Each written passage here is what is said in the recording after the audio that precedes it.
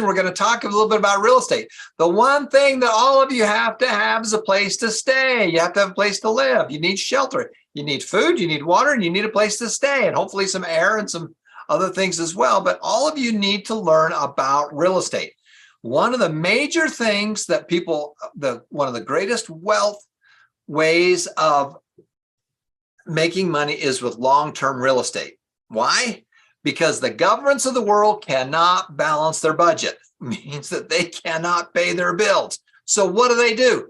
They print more money.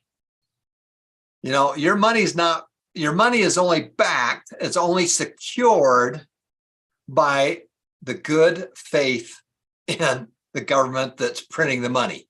They're not backed by anything. If you buy a piece of real estate, you make an agreement that you're going to pay the bank or the mortgage company or the individual so much money over time. You made that agreement. And if you don't pay it, then you get this piece of real estate as collateral. If you buy a car, you have two pieces. One is I agree that I'm going to pay you this much money over time to buy that car. And if I don't pay it, then you can come back and get the car, and you can come after me as well to make sure that I give you your money. Okay. So when the governments, they have nothing to back it up by. They don't have any gold. Back before Nixon, they had gold that said, hey, for every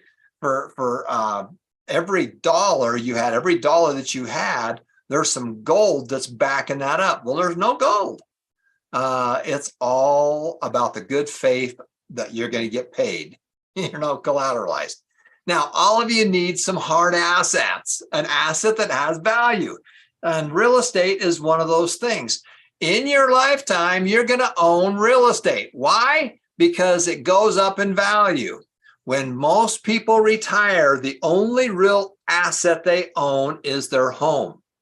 The good news is that over 20 years or 30 years, they're forced to pay the house on a monthly payment until it's all paid off. That's the good news. The bad news is it's usually the major asset that they own.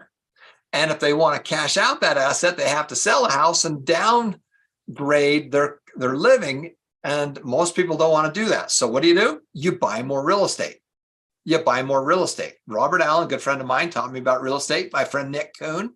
One of the reasons that I am where I am is I had mentors, and I had to work like heck to get to know these guys, to get into their circle.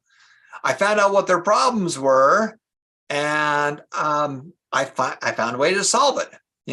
Successful people are doing stuff. They're solving problems. And if you can go in there and be part of that solution, then naturally you're just going to hang out with these guys. And so I got a chance to hang out with Nick Kuhn, good friend of mine.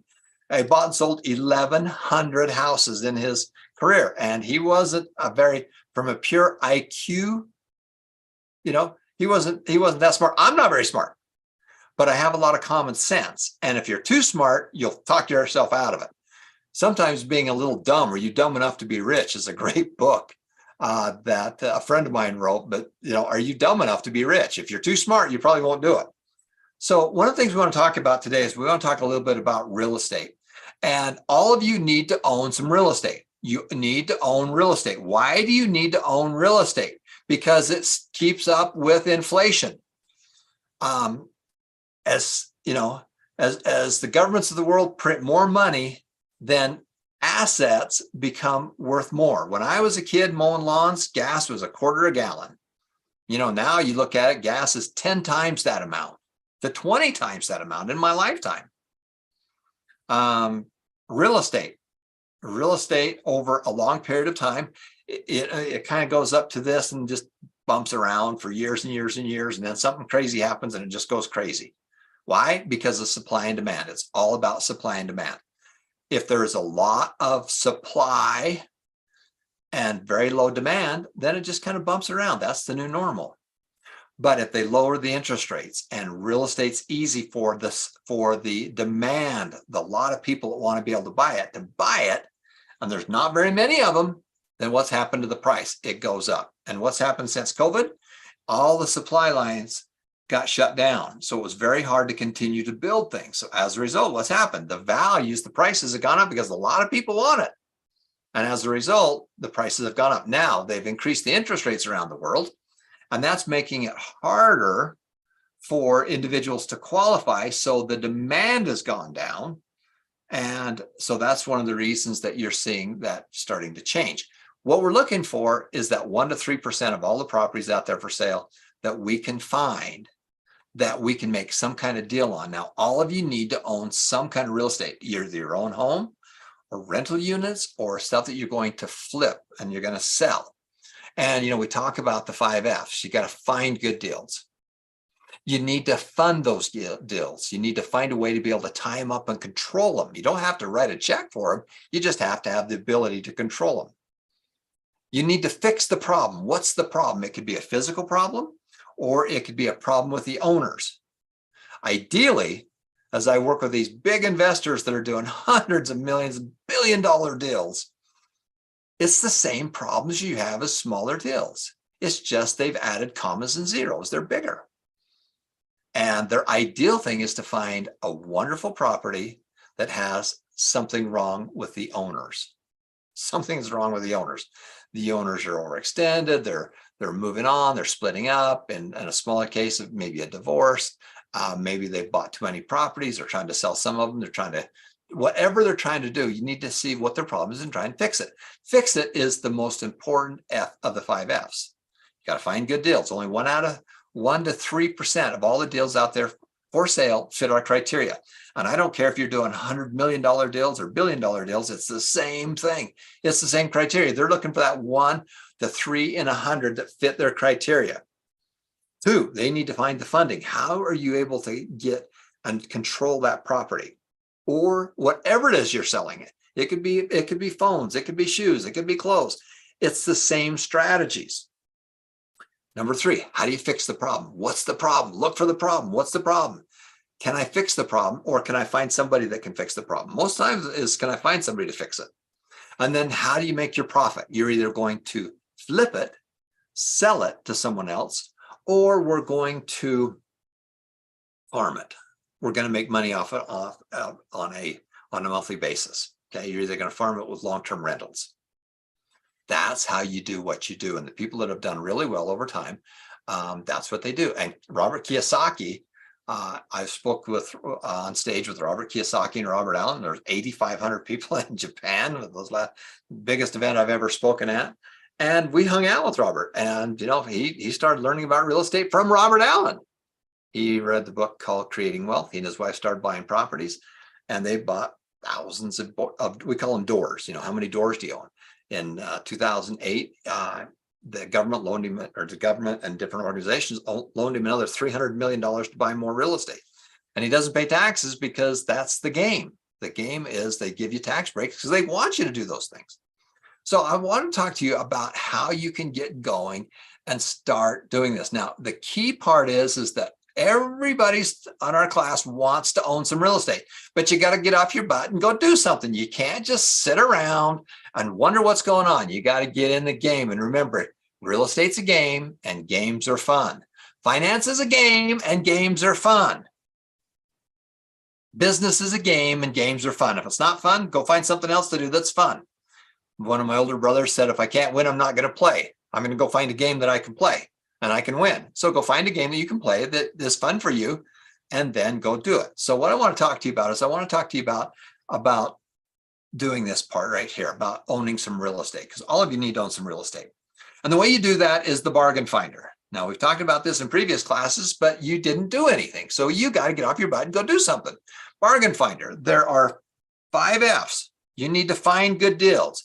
You need to fund it. You need to fix it. And then you need to either flip it or farm it. And this is when you go to the courses section, go down to downloads, and then go find the bargain finders. This is what it looks like. I want you to go print a bunch of them. You don't need to be high tech here. Just go print it on a printer. And then I want you to number this 1 to 50. And I want you, every time that you look at a house, every time you look at a property, I want you to fill this out. I want you to get comfortable in filling this out so you can understand about deals. Now, we're going to use real estate, but this can be on about anything. Now, the bargain finder, there are certain sections in this that I want you to fill out and figure out. The first section here is being able to keep track of it and finding the deals. And remember, only 1 out of 1 to 3% of all those properties are properties that we want to be able to buy. Most of these do not fit our criteria. So when you look at the bargain finder, this is how you're going to keep track of stuff. The first section is to find it. Keep track of the name of the individual. Where is it? Tell me a little bit about the neighborhood. Does it have schools? Does it have churches around there? Is it a good neighborhood that you can walk down the street at 1 o'clock in the morning and be comfortable in that neighborhood? If it's not, don't invest there, okay? The phone number of the individual. This is the crucial part right here. How many square foot is the property? And what's the age? You want to be able to start comparing this to the other 40 or 50 or 10 or how many properties you can start looking at. The way that you become comfortable owning real estate or stock or anything else is by comparing. You need to find a pattern. You need to start looking at a lot of these, and then you can find where you can find the good one. Robert Allen and I assisted Bob when he took the people out of an unemployment line. And one of the things he was trying to teach them was how to find the imperfectness of a property, how you can fix something. And one of the things he did is he had a whole bunch of diamonds, and he dumped those diamonds out onto a table. And then the participants, he said, you got 60 seconds to pick whatever of these diamonds that you want. And if you pick the right one, whatever one you pick, you can have. Now, the good news is that out of these 100 diamonds, only 2 or 3 of them are real. The other are fake. The other ones are fake. You need to find the 3 out of 100. Ready, set, go. And then we had 60 seconds and people would try and look at it. They even had a little jeweler's loop to look at them and stuff like that. And then they picked one, he would look at it, and within a second he'd say, nope, that's a fake. Okay, that's a fake one. The key is that the real ones had problems. As you turn up a diamond and you look at it, there's an inclusion or a problem with that diamond. And those are real. The fake ones are perfect. We want to find the fake. We want to find the ones that have a problem. And so as you're doing your properties here and you're looking at these properties, then one of the things we want you to do is we want you to start looking at and finding what the problems are. And you've got to start understanding value. So this part right here, the square footage and the age, the number of bedrooms and the number of baths, that's crucial. The rest of this is nice to know, but that's the first thing that you're going to start asking people as you're doing these deals. Now, the second thing we're going to ask is why they're selling it. Why do we ask that? What business is it of yours? Well, one, hey, I'm an investor and I'm a problem solver. I fix problems, and this is one of the things we do. Why are you selling the property?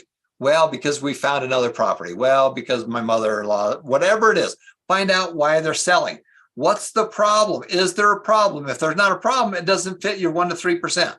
Okay. So why are they selling it? And what are your plans if you don't sell it? If they say, we're just going to rent the property out, well, maybe they can rent it out to you and give you an option to buy it later. Okay, so you want to ask them the plans if that doesn't sell. We want to ask them if there's any offers. Now, there are 3 great programs and courses that is in the Success Money Foundation.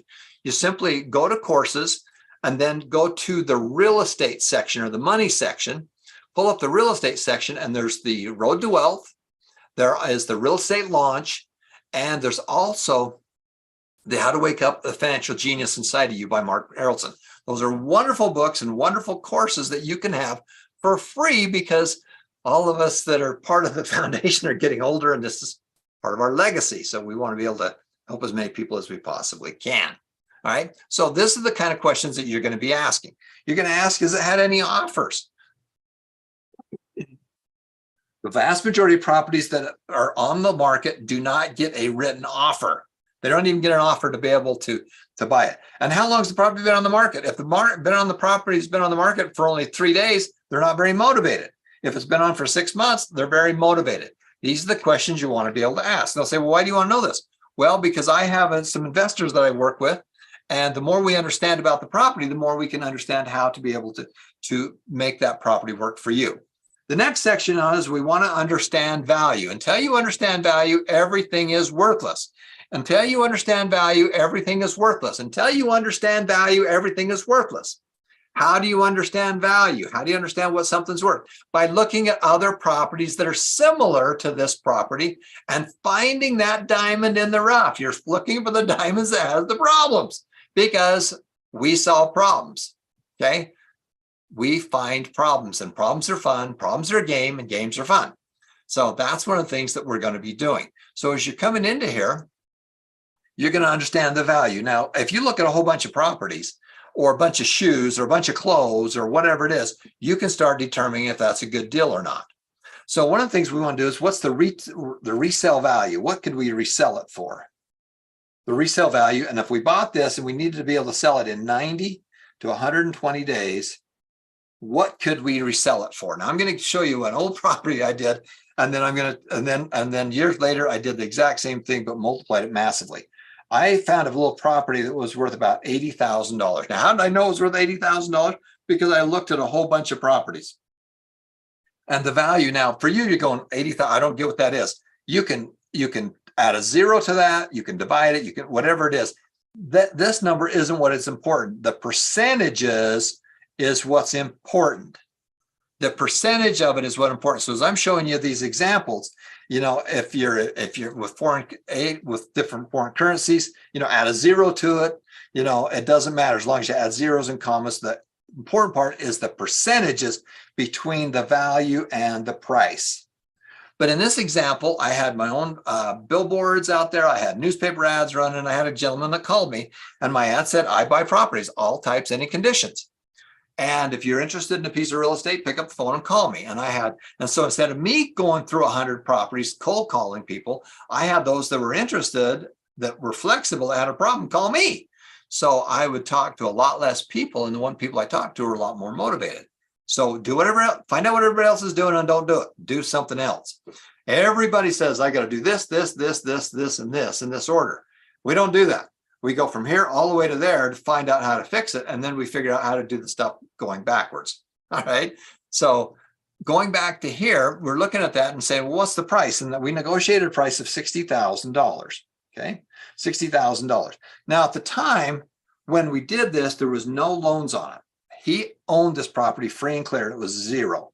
He owned it free and clear. He had bought it for half that price like 15 years earlier, and it had doubled in value. So he bought it for 30. When he bought it was for 30. And again, add zeros to it, and it went up 100%. It went from 30 to 60. He thought that was a really great deal. I knew that the value was much higher than that. And so if I came in and wrote him a check, that is his equity. That's the money that if we bought it, we'd need to pay him. And so there's two ways I could do that. Number one, I could go give him $60,000 as a down payment. I could pull out my wallet and give him 60,000 bucks. I could go to a bank and I could borrow that. Or I could do other things like that as well. So that was the amount of money, that was his equity, is that 60,000 bucks right there. So that's the first thing, is to understand where you're at on it. Now, the second thing on this one, this is a little bit more about the rental income. You've got the rental income, you've got the mortgage payments, you got taxes and insurance. This is to figure out your cash flow, your cash flow. Now, at the time, now you can laugh at these numbers, but I want you to show how you can go back and connect the dots. There's 4 units times $200 a month. It was $800 in rent was coming in. The mortgage payment, what I ended up doing with him is I made him a deal where I would pay him on a monthly basis. In fact, I'm going to come right back to this one, but my payment to him was $591 a month. And then we had some taxes, we had taxes and insurance. Basically, we were making, about $150 a month in profit. Cash flow, positive cash flow, positive cash flow. All right. Now, how are we going to do that deal? Well, what I did was I went to him and I said, okay, we've got a couple choices here. I can go to the bank and I can borrow the $60,000 and pay you. Okay. There's no loans on it. I can pay the $60,000. If I give you $60,000, you're going to have to pay taxes on that. And you're going to pay probably 20 to 25% in taxes. Okay. They're going to take about 15,000 of your money and leave you with about 45,000 of it. Because you're going to have to pay taxes on it because you sold it and you got all your money. And then what are you going to, and I says, well, what are you going to do with the money? He says, well, I'm going to go put it in the bank. Well, I says, what's the bank going to pay you? And at the time, the bank was paying about 4%. Now, banks borrow money from you at a low rate, and they turn around and loan it back to you at a much higher rate. So he had $45,000 out there. And if we're going to pay him 4% of that money, 10% of that would be $4,500. And so that's going to be, about $1,000 to $1,500. In fact, throw it in the chat real quick. If you had $45,000 and you were making a 4% rate of return over a year's period of time, how much money is that the bank's going to pay you? How much is the money is the bank going to pay you? Well, the bank's going to pay you $1,800 a year. Now that's not very exciting. Okay, so that was his first option. Hey, I'll go to the bank, I'll borrow the money, and I'll pay you off. The other option that we agreed to was, I said, all right, instead of doing that, how about if I give you a smaller down payment? I'm going to give you a down payment. So there's your two choices. One, it's the price, it's $60,000. I go to the bank and borrow $60,000 to the bank, and you're going to get $45,000. You're going to have to pay $15,000 in taxes because you sold it and made your profit. You're going to have $45,000 left.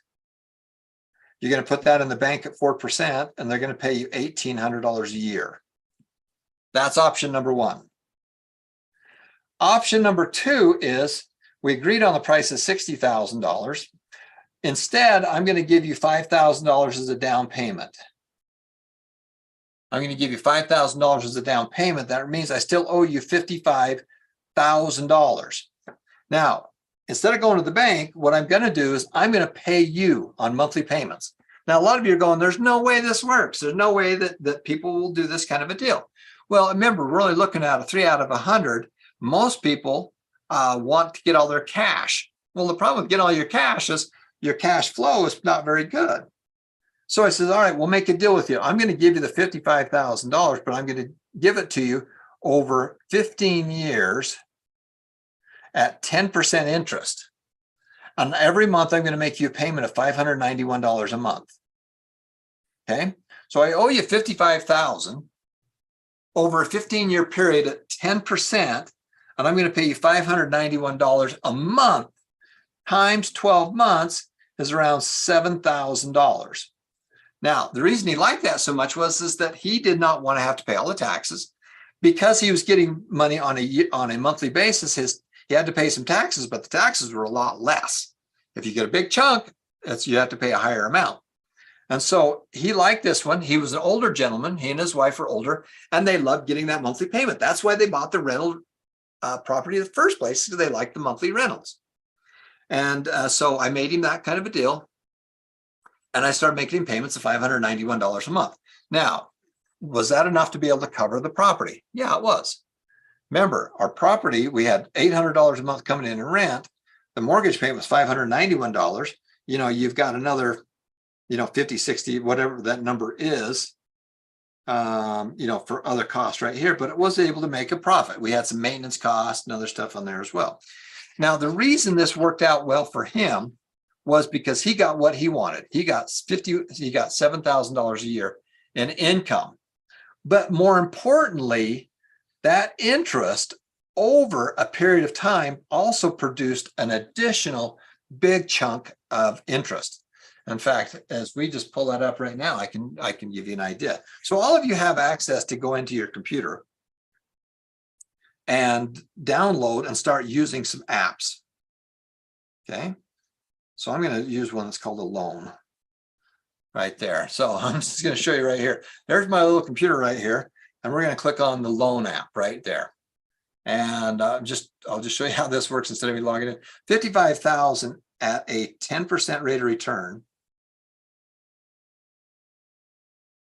over a 15-year period.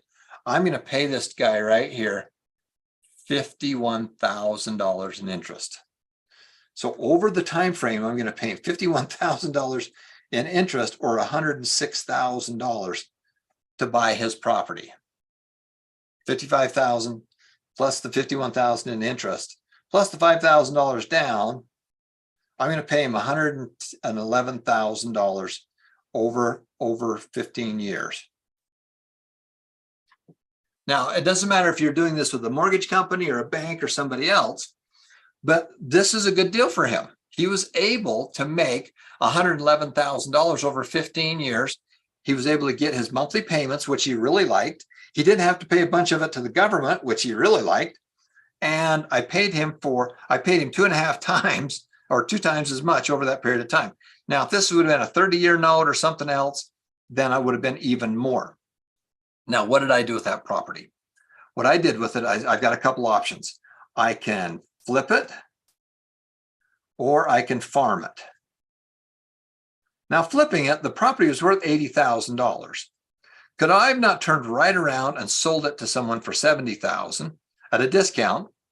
They came up with the $15,000 down, and then they started making the payments of the $55,000 to the owner. Yeah, I could have flipped it on terms. I could have flipped it to somebody for a higher price. I'm giving them a discount. I'm going to say, hey, I'm even giving you a discount for a quick sale.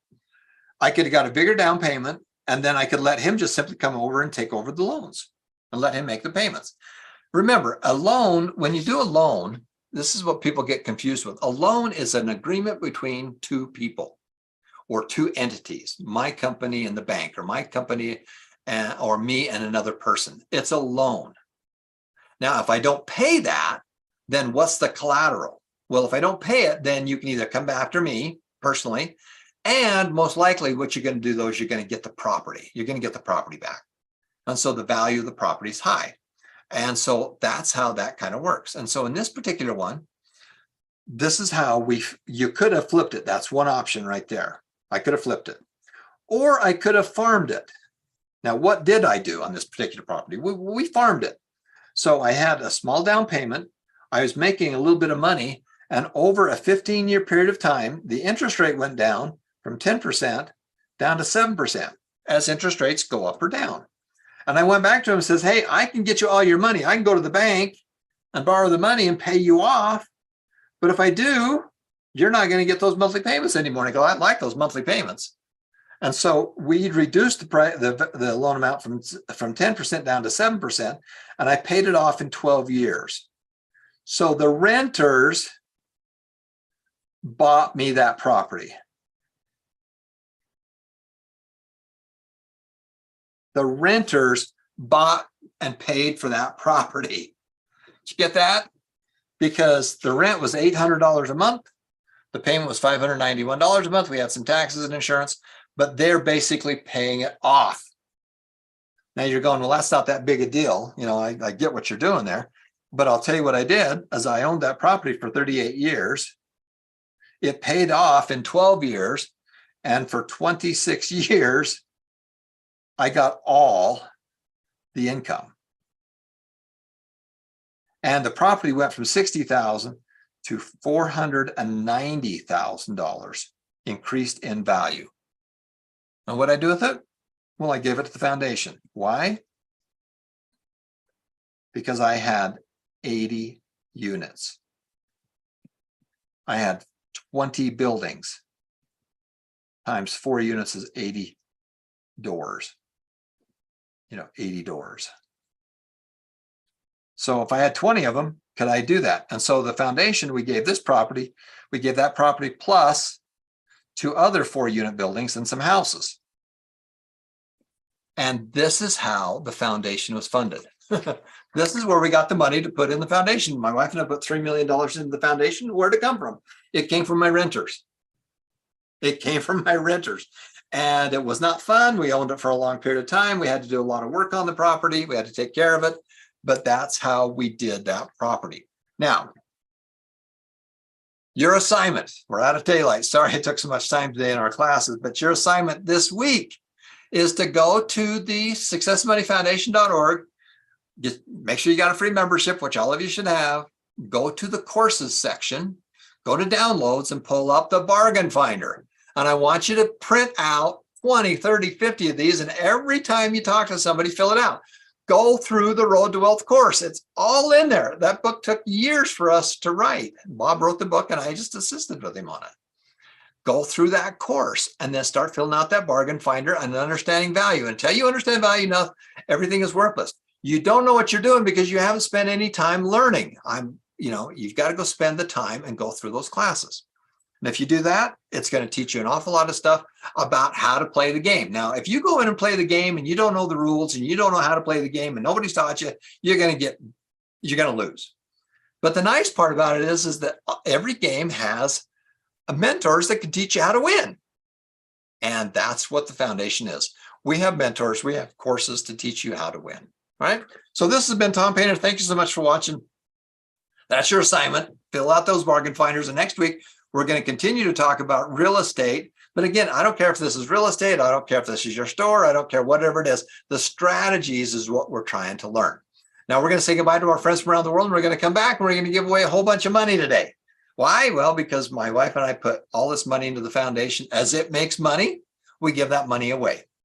And I want to tip my hat to my good friend, Greg Warnick, who just donated $10,000 to the foundation. He says, go give it away. But the catch is we want you to start and put it into your investment account. If you're not going to put it in your investment account, you're going to go spend it. You don't get it. That's just the deal. That's our deal. If you'll take their money and you'll put it in your investment account. Why? Because it changes the way you think. You're now in the game. You put money in and you're part of the game. So games are fun. Let's have some fun with games. So we're going to say goodbye to everybody from around the world and see you all next week. We're going to come right back and we're going to give you some links and we're going to start handing out some money for you guys for being in the class today. So make a difference, make it happen. And remember that every life is precious. We'll see you.